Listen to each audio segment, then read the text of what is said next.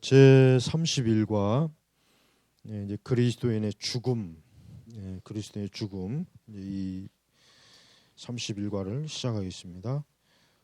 지금 이제 순서적으로 이제 지난주까지 우리가 이제 칭의, 양자, 성화 이런 교리 순서가 이제 쭉 이제까지 나왔는데, 이제 오늘 이제 그리스도의 죽음이라고 하는 것은 굉장히 우리 성도들의 그 신앙의 단계에 있어서 아주 중요한 순간이죠. 왜냐하면 우리 성도들에게 있어서 죽음이라고 하는 것은 일반 자연인들, 즉 일단 불신앙인들에게 있어서 끝이 아니라 새로운 시작이죠. 새로운 시작이에요. 그래서 신자의 죽음은 끝이 아니라 새로운 시작으로 우리가 이제 봐야 되고, 또 역사적으로 많은 우리 기독교 신앙에 있어서 그리스도인의 죽음은 하나님 나라의 영광스러운 입성으로 그렇게 이제 관점을 이제 그렇게 봅니다. 그래서 우리는 이 죽음이라고 하는 거, 이제 마침 오늘 이제 세상에서는 이제 추석 명절이잖아요. 우리가 세속적 관점에서 죽음이라고 하는 것은, 특히 우리 동양 또 우리 한국적 유교적 관점에서 이 죽음은 굉장히 어두워요. 유교적 관점에서 바라보는 죽음이라고 하는 것은 아무리 좋게 봐도 어둠입니다. 어둠. 전혀 소망이 없어요. 그냥 한낱 죽은 조상에 대한 어떤 회상이라든가 어떤 기억 요 정도뿐이지, 정말 우리가 부활, 영생, 어떤 이러한 그 참 엄청난 이 생명의 어떤 관점으로는 전혀 보질 않잖아요. 그러니까 커요. 만약에 우리나라가 이제 기독교가 한 1000년이나 500년 전에 아니면 이렇게 들어왔다면은, 이런 유교적인 이런 아주 유교라든가 어떤 불교적 이런 문화 잔재가 들어오지 않았겠죠. 그런 것들이 우리 문화에서 이렇게 자리를 못 잡았을 거 아니에요. 근데 안타깝게도 아직도 우리 기독교인들 가운데서도 여전히 이 죽음이나 그 외 여러 부분에 있어서 여전히 기독교적으로 좀 더 진지하게 이런 부분을 참 다루지 못한다는 건 참 안타까운 일이에요. 자, 오늘 제 37문, 신자들이 죽을 때 그리스도에게서 얻는 은덕이 무엇인가? 은덕. 자, 답. 그들이 죽을 때 신자들의 영혼이 온전한 거룩에 이르고, 온전한 거룩이라고 하는 게 뭐예요? 영화로워지는 거예요. 영화로워지는 거. 우리는 지금 성화되어는 과정이에요. 영화된 게 아니에요. 그래서 여기서 온전한 거룩은 이루고 영화된다, 영화롭게 된다. 그래서 즉시 영광에 진입하며 그리스도와 연합하여 그들이 몸이 부활할 때까지 무덤에서 안식하는 것입니다. 근데 이게 좀 오해할 게 있어요. 그래서 어떤 사람들은, 부활이나 이런 교리적으로 전혀 모르는 사람들은, 그러면 신자는 죽으면은 그럼 그냥 무덤에서 안식하는 거냐? 여기서도 이제 무덤에서 안식한다는 얘기가 나왔잖아요. 이 얘기는 뭐냐면은, 우리 신자가 죽은 다음에 부활하는 그날까지 무덤에 있다는 얘기가 아니라, 사실은 뭡니까? 여기 먼저 그래서 영혼이 즉시 영광에 진입한다 그랬잖아요. 그러니까 우리의 영혼은 어때요? 하나님의 보좌 앞에 가는 거예요. 그러니까 절대 신자가 죽어서 무덤에 갇혀 지낼 일은 없다. 안심해야 되고, 단 몸이라고 하는 것도 문제입니다. 몸 자체가 어때요? 몸이 썩지 않습니까? 몸이 썩으면 흙으로 간단 말이에요. 그러면은 도대체 부활할 때 어떻게 몸이 부활하느냐? 그는 우리 사람에게는 도저히 이해할 수 없는 문제지만, 하나님에게는 그런 게 아무것도 문제가 안 돼요.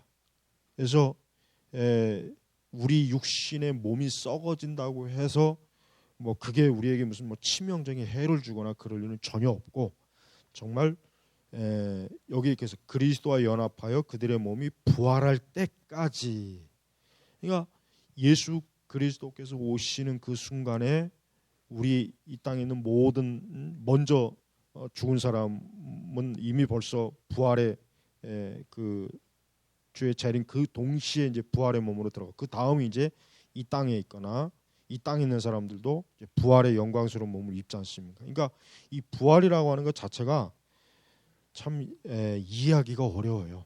우리 인간의 이성이나 지식으로 이해하기는 어렵고, 역시 이것도 뭡니까? 믿음으로 우리가 받아들여야 되는 것입니다. 그래서 이 교리에서는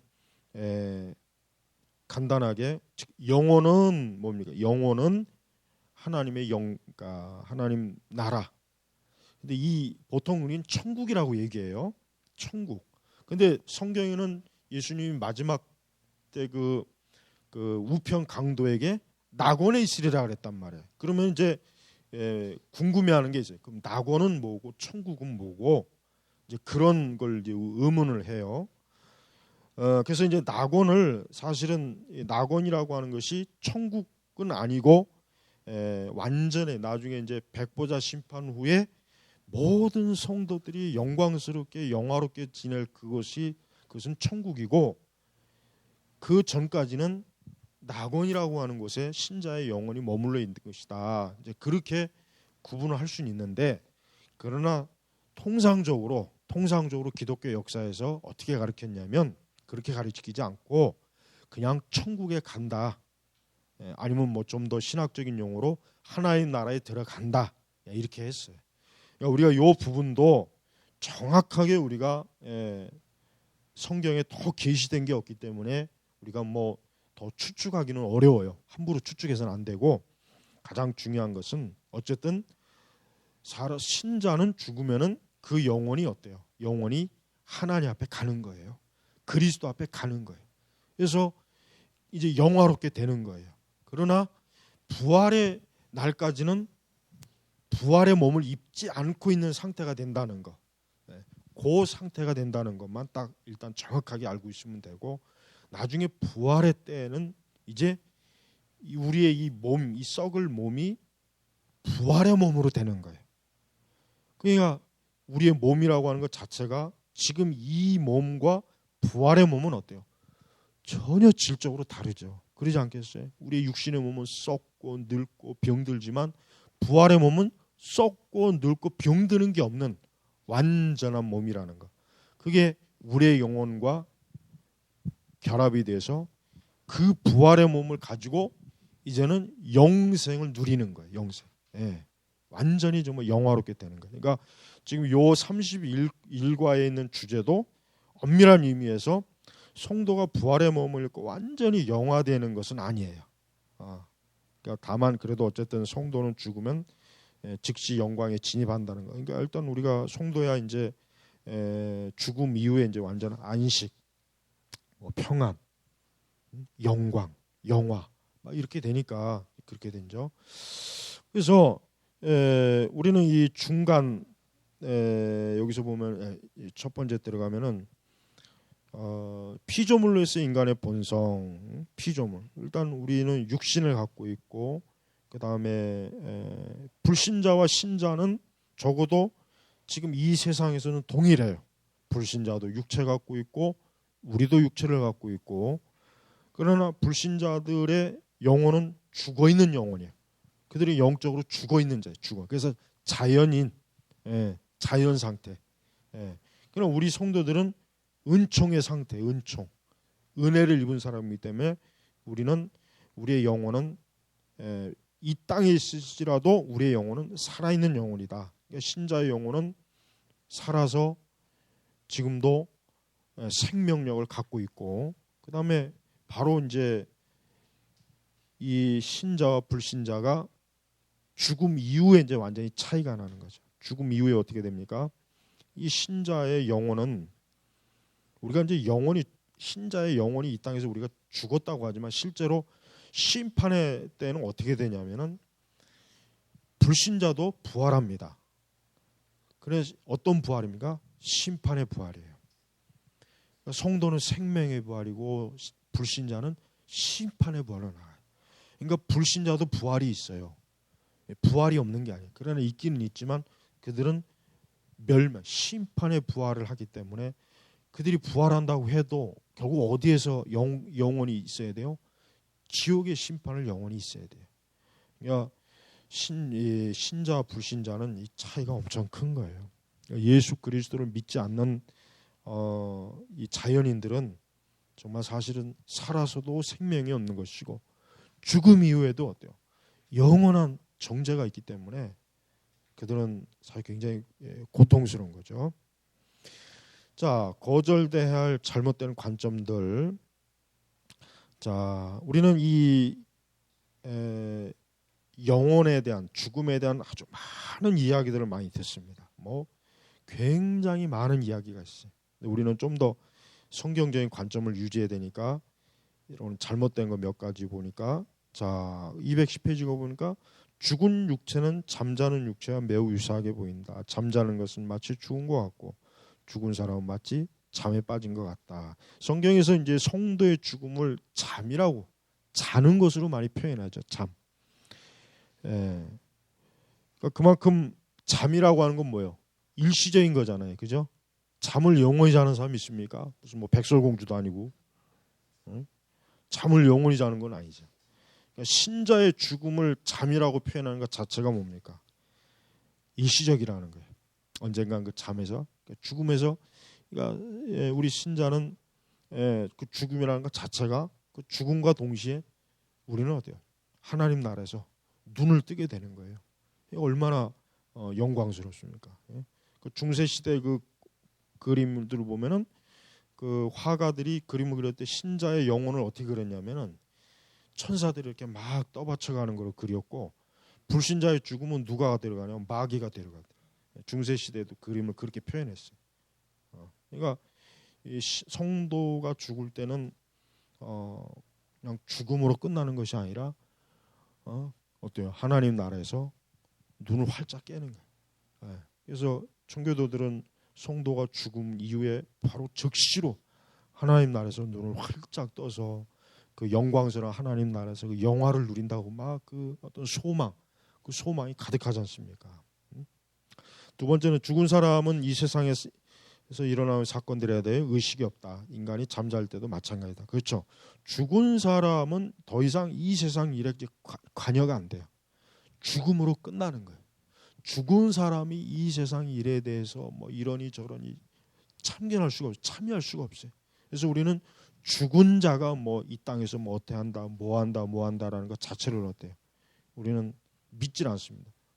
그러면 그런 현상은 뭐냐? 그건 귀신이에요. 그 악령이에요. 절대 죽은 자는 이 땅에 와서 어떤 일도 뭐, 왜? 우리가 부자 나사로를 비유해 보세요. 죽은 자는 어떻게 됩니까? 갇혀 있단 말이에요. 뭐 우리 옛날에 전세례 고향처럼 뭐 여자가 그냥 흰 소복 입고 머리 풀어헤치고 원한에 사로잡혀서 뭐 내 원한을 풀어줘야 간단 운동 뭐 어쩌고 저쩌고, 그건 전부 다 그건 얘기고, 그건 전부 다 동화 속 얘기고, 실제로 사람이 죽으면 그것을 끝이에요. 더 이상 이 세상 일에 관여를 못해요. 할 수가 없어요. 그러니까 우리는 그러면 그런 어떤 현상들은 이제 귀신, 사단, 악령, 이런 현상들이라고 이제 보면은 되는 거예요. 세 번째, 잠자는 사람이 꿈을 꾸는 것처럼 잠든 영혼도 의식이 있다. 주 안에서 죽은 자들도 마찬가지다. 죽음 이후에도 영혼은 의식적으로 행동한다. 이런 이유 때문에 우리는 영혼 수면과 같은 것을 있다고 믿지 않는다. 어떤 신흥종파들은 영혼의 수면 때문에 심지어 신자들조차 아무것도 할 수 없는 어둠과 무의식 상태에 빠진다고 주장한다. 요 세 번째가 이제 많은 그리스도인들이 오해하고 있는 게 이제 이 세 번째예요. 뭐냐면, 내가 이거 죽고 나면은 이제 무의식, 어둠 속에서 영원히 무의식 상태가 있는 거 아니야? 그러니까 무서워하는 거죠. 두려워하는 거예요. 두려워하는 거. 근데 아까 우리가 교리문답에 봤죠. 성도는 죽음 후에 그 영혼이 어떻게 됩니까? 즉시 영광의 세계로 진입하기 때문에, 그러니까 우리 성도는 내가 죽어서 이거 부활할 때까지 무덤 속에 갇혀 있는 건 아니냐, 이런 두려운 마음을 가지지 말란 말이에요. 근데 의외로 그런 생각 가진 분들이 많아요. 그러니까 부활의 개념을 잘 못 배운 거죠. 제대로 배우지 못했으니까. 그러면 우리는 부활할 때까지 그냥 무덤에 갇혀 지내야 되는 거냐? 그 캄캄한 무덤에서 어떻게 언제 부활할지도 모르고 거기서 갇혀 지낼까? 무서워한다고. 무서운 사람이 있어요. 그러니까 혹 성도가 임종할 때 어떻게 가르쳐야 됩니까? 죽음을 두려워하지 말아라. 죽음이 오면은 아주 즉시로 아주 그냥 정말 아주 그 전혀 시간의 어떤 정말 갭이 없이 즉시 하나님 나라에서 주님을 볼 것이니까 죽음을 두려워하지 말아라. 내가 죽어서 영원히 어두운 무덤에 저 지하석에 갇혀갖고 내가 부활할 때까지 기다려야 되는 거냐, 어둡게 지내야 되는 그런 두려움이 있어요. 그러니까 신자가 죽을 때 그에게 부활에 대한 소망을 풍성하게 얘기해 줘야 돼. 말씀 읽어주고, 그러니까 두려워하지 말아라. 오히려 더 그냥 환한 빛의 세계에 들어가니까, 지금하고는 비교도 할 수 없는 영광스러운 세계에 들어가니까 기뻐하고 그냥 아주 하나님의 그 세계를 볼 것을 기대해라. 이렇게 해줘야 돼요.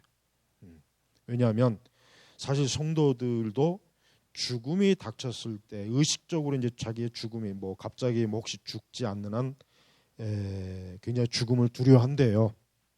굉장히 두려워한답니다. 죽음을 두려워하지 않는 사람은 없어요. 그래서 임종 때에 정말 그 신자가 죽으면은 죽는 그 순간에 목회자나 그 곁에 있는 성도들은 그에게 어때요? 천국과 부활에 대한 그 말씀 그걸 풍성하게 읽어주고 알려주고 그래야 됩니다. 그래야 그가 평안한 마음을 가지고 죽음을 맞이해. 근데 그렇지 않으면은 그런 게 없으면은 아무리 성도라도 두려워합니다. 두려워하고 무서워해요. 그게 인간의 본성이란 말이에요. 그건 죄가 아니에요. 그건 죄를 짓는 게 아니고 인간이 연약하기 때문에 어쩔 수 없어요. 그러니까 임종 때 그 성도들의 그에게 위로해 줄 말씀이 뭐냐? 항상 평소에 잘 알고 있어야 돼요. 우리 성도님들도 평소에 부활의 말씀, 그 천국의 계시록에 있는 천국의 말씀 이런 거는 항상 알고 있어야 된단 말이에요.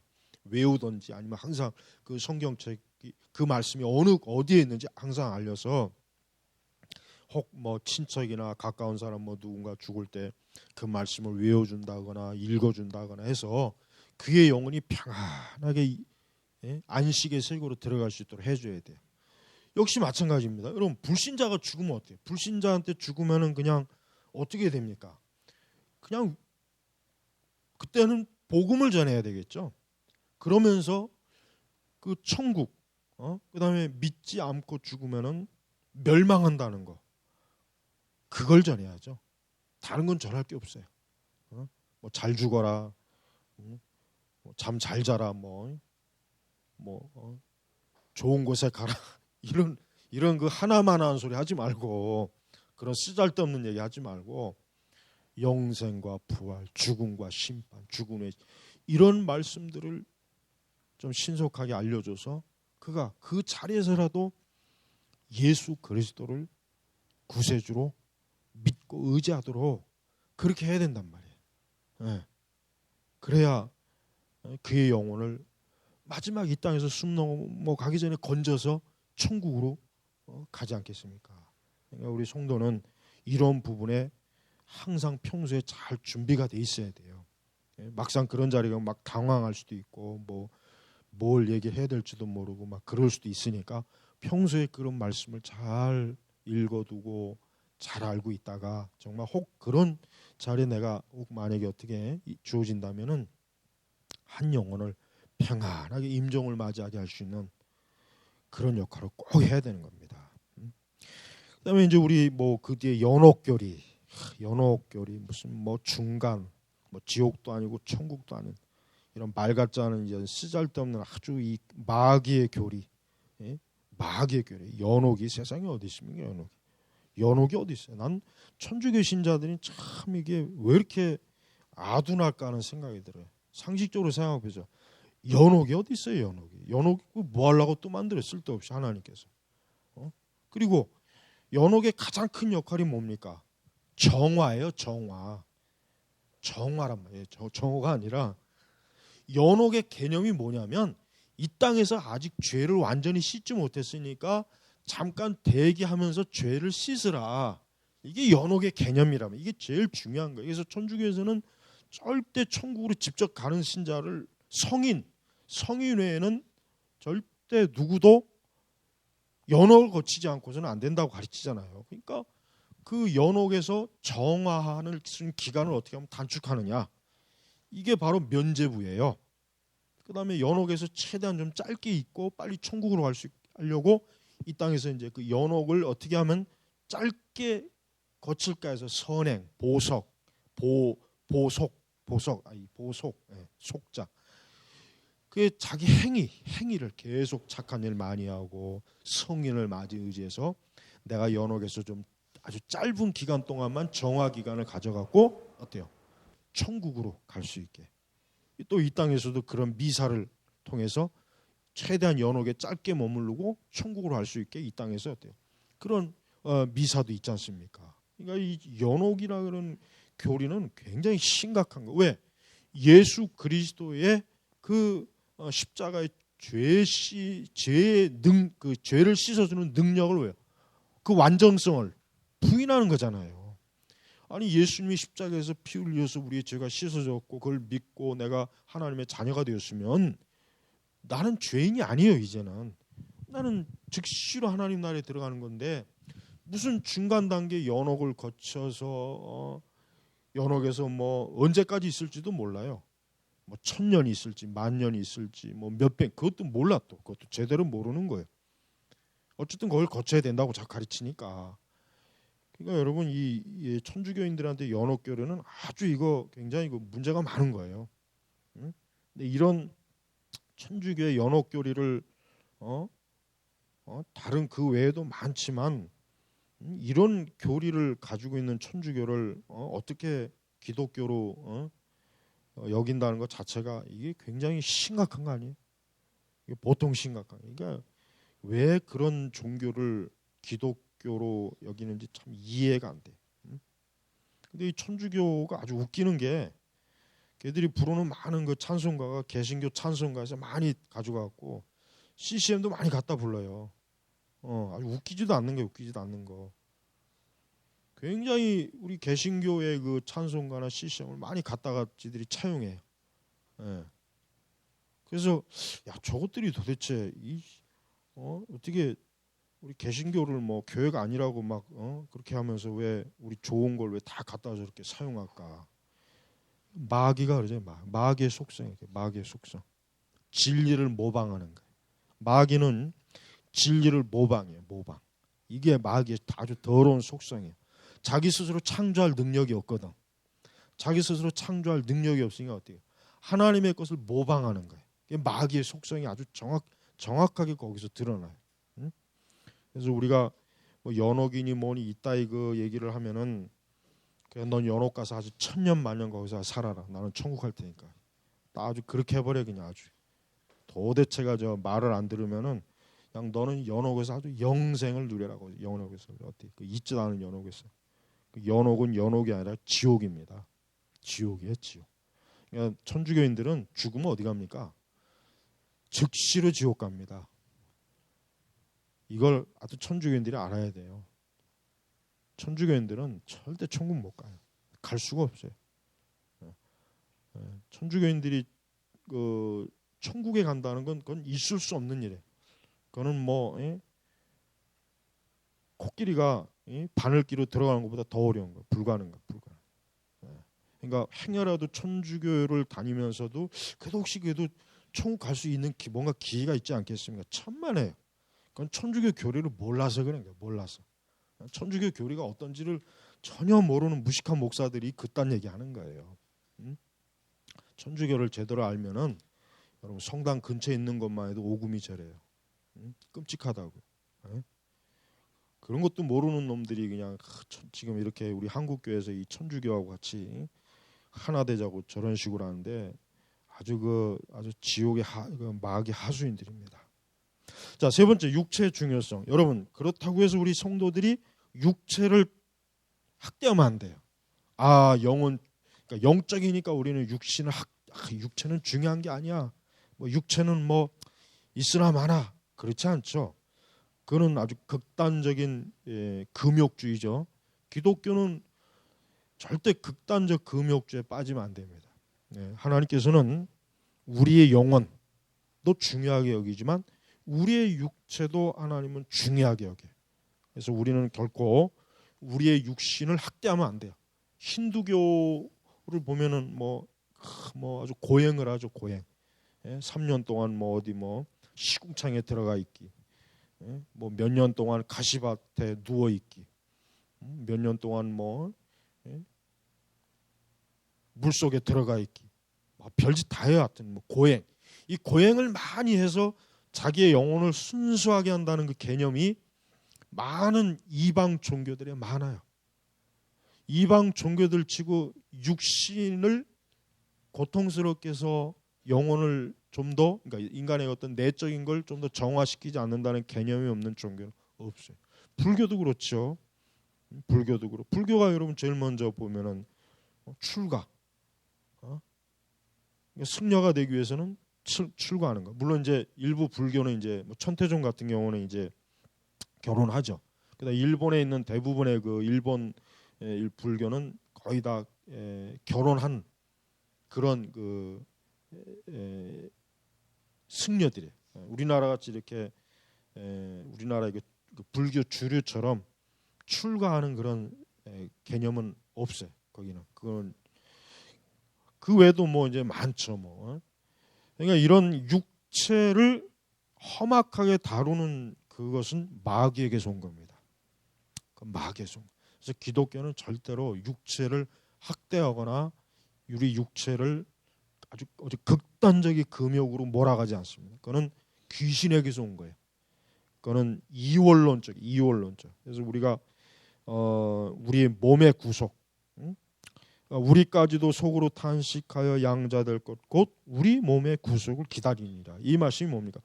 부활, 우리 육신의 부활에 대한 소망을 말해요. 소망. 여러분, 우리는 살아있는 날까지 우리의 육신을 중요하게 여겨야 돼요. 네 번째, 죽음에 대한 질문. 죽음 그 자체는 언젠가 신자에 대한 모든 영역을 상실할 것이다. 죽음이 그때 멸망할 것이다. 그리고 신자들은 죽음에서 영원히 해방될 것이다. 그렇습니다. 죽음 자체가 뭡니까? 형벌이잖아요. 아담과 하와가 불순종한 에덴 동산의 그 불순종의 형벌이 바로 죽음이. 그러니까 죽음은 원래 애초부터 하나님께서 우리 사람에게 주어진 게 아니었어요. 그러니까 애초부터 아담은 죽음이라는 것 자체가 전혀 이게 아담의 개념에는 없던 거예요. 알지도 못했던 거라고. 우리는 그래도 죽음을 봤고 죽음이라는 게 뭔가 간접적으로 알지만 아담은 애초부터 죽음이 뭐야 도대체. 죽음 모르는 거예요. 그러다가 비로소 사람이 죽는 걸 보고서 자기가 죽음에 이를 때 이게 죽음이구나. 아담은 그렇게 깨달았을 거란 말이에요. 그러니까 우리는 죽음을 자연스럽게 봐지 말고 이 죽음은 원래 하나님께서 인간에게 주시지 않는 건데. 두 번째, 심지어 신자들에 관해 죽음이 그 쏘는 것을 상실하였다고 성경은 말한다. 달리 말하여 만일 신자가 그리스도에게 속한다면 죽음이 그를 상하게 할 수 없다. 그렇죠.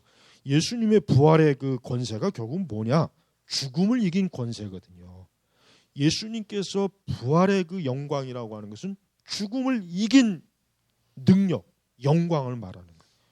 그래서 죽음도 그 사망, 그 엄청난 죽음의 그 권세가 예수님을 넘어뜨리지 못했어요. 동시에 뭡니까? 예수 그리스도를 믿는 우리에게도 그 죽음은 어때요? 전혀 권세를 발휘하지 못해요. 그래서 여러분, 우리는 이 죽음이라고 하는 것을 우리 그리스도인들은 이제부터는 어떻게 바라봐야 됩니까? 죽음은 우리가 세 번째 보니까 심지어 여전히 죽음이 우리의 원수이며 우리가 이로 인하여 떨어질지라도 하나님께서는 이것을 선하게 사용하실 것을 성경은 확신한다. 신자들이 경험하는 다른 모든 악처럼 죽음도 성화의 수단이다. 죽음 자체가 성화의 수단이라는 게 수단. 그러니까 우리가 이 죽음이라는 것을 우리가 성화의 수단으로 좀 이제는 안다면 죽음을 그렇게 어둡게 보지 말고 이 죽음이라는 것은 나를 더욱더 영광스럽게 하는 그러한 하나님의 성화의 도구구나 하는 것을 이제 우리는 그렇게 이제 알고 있으면 되겠습니다. 그래서 우리가 이 죽음, 그래서 우리는 우리의 육체와 영혼이 하나님의 어떤 죄로 인한 영원한 심판과 저주가 아니라 결국은 생명, 은혜, 하나님의 그 영광스러운 영화의 자리에 이르도록 하는 아주 하나님의 선하신. 그래서 여러분, 아담과 하와가 범죄했을 때 선악과를 따먹고 나서 즉시로 하나님께서 그 천사들을 통해서 가로막은 뭐 따먹지 못하게 한 게 뭐예요? 생명수. 그걸 따먹지 못하게 했어요. 왜냐하면 만약에 인간이 영원히 이 죄인의 상태로 영생한다면 여러분 좋겠습니까? 여러분 한번 좋겠어요? 한번 생각해 보세요. 사람이 영원히 산다면 좋을 것 같지만 꼴 보기 싫은 놈이 영원히 내 옆에 있다고 생각해 봐요. 지긋지긋하게 미운 놈이 내 옆에서 영원히 살다거나 아주 악한 놈들이 죽지도 않고 영원히 산다거나 죄인들이 영원히 사는 세상이라고 생각해 보면 여기가 지옥이 될 거야 아마. 여기가 지옥이 되지 않겠습니까? 그러니까 하나님께서 그걸 가로막아 주신 게 진짜 감사한 일이. 만약 그것까지 또 낼 놈 따먹었으면 어떨 뻔했어요? 우리 그렇게 되면은 물론 이제 하나의 가정이지만 하나님의 구속 사역이 과연 이게 어떻게 됐을까? 그런 생각이 드는 거예요. 우리가 죽음이라고 하는 게 성경적 관점에서 신자들에겐 복입니다. 이게 우리가 사실 잘 믿겨지질 않고 느껴지질 않지만 엄밀하게 얘기해서 바울이 고백한 것처럼 자기가 지금 참 주의 일을 생각하면 이 땅에 있는 게 좋지만 사실은 하나님 나라에 그리스도와 함께하고 싶은 마음이 간절하거든요. 그러니까 성도에게 있어서 죽음이라고 하는 것은 사실 축복입니다. 그렇지 않겠어요? 물론 이런 죽음이 축복이라는 개념은 청교도들만 가리키는 거지 현대 복음주의는 이거 절대 안 가리킵니다. 오직 청교도들만 죽음은 영광스러운 거라고 그렇게 설교하고 가리키지 다른 데서는 이게 가리키질 않아요.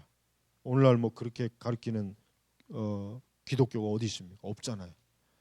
그래서 우리 성도들이 우리 개혁주의 신앙에서는 이 죽음은 하나님께서 주시는 성도에게 주시는 큰 축복이다. 그렇게 개념을 일단 그렇게 잡아야 돼요.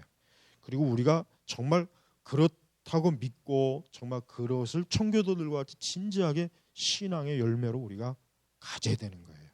근데 그 정도까지는 아니죠. 그 정도까지는 참 아니에요. 그래서 오늘날 기독교가 이렇게 허약한 거예요. 오늘날 기독교가 왜 이렇게 허약하냐? 죽음에 대한 준비가 전혀 안 된 말도 안 되는 신자들이 교회 거의 대부분이거든요. 그러니 그게 기독교라고 할 수 있겠어요. 죽음에 대한 축복을 모르면 부활에 대한 것도 모른다는 거예요. 결국은 엄밀하게 얘기하면. 그러니까 맨날 부활절 달걀 까쳐먹는 것만 알지 그 부활이 죽음과 연결돼서 부활이 결국은 죽음 전에 뭐가 있어야 됩니까? 그러니까 부활 전에 죽음이 있어야 된단 말이에요. 그러니까 여러분 이 죽음이라는 개념을 너무 막연하게 사실은 알았는데 오늘 이왕 이렇게 교리 공부하는 시간에 이제 좀 더 그래도 자세하게 그래도 할 수 있는 기회가 있어서 하여튼 다행으로 생각해요. 그러니까 성도 여러분, 우리 제네바 교육교회 성도 여러분들은 죽음을 어둠으로 보지 말고 성도는 뭐예요? 죽음이라고 하는 것은 천국으로 가는 하나의 현관문에 불과한 거. 청교도식 표현으로 현관이 현관. 죽음은 천국의 현관문이다. 그렇게 알고 있으면 돼요.